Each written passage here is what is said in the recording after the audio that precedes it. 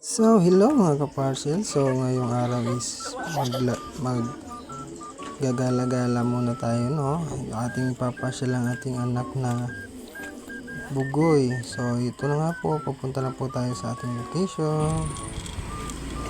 Ito na po. Nakasakay na po kami ng motor. Papasyal po namin yung baby namin para makapag-gala-gala naman yung gawin paminsan-minsan, di ba?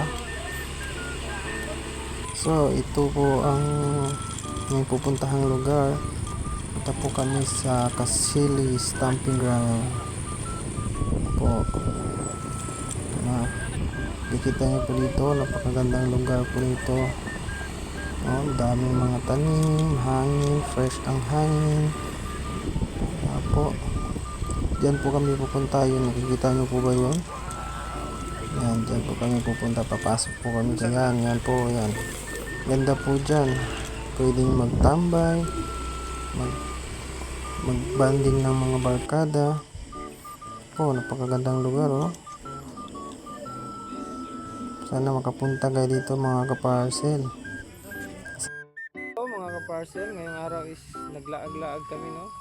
Ang bibi ko, ang pogi, liwat sa papa. Ito yung mama niya,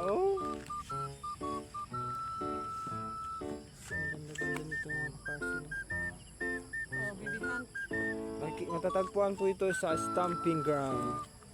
Ay, nag-stamping ground. Cebu City. Cebu City. Kasili. Kasili. Ang saya po ng ating anak dito, no? So, minsan-minsan, igala nyo rin po ang inyong mga anak.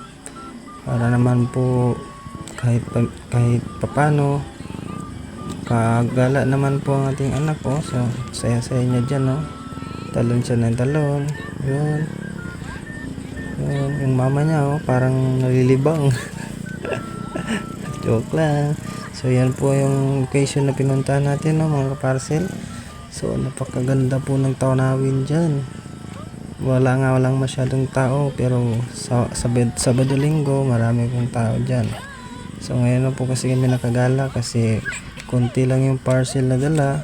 Kaya po nakapamasyal po kami ng aking anak at ang aking asawa. Diba?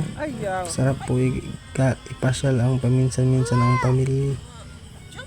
Para naman may time kayo sa isa't isa, diba?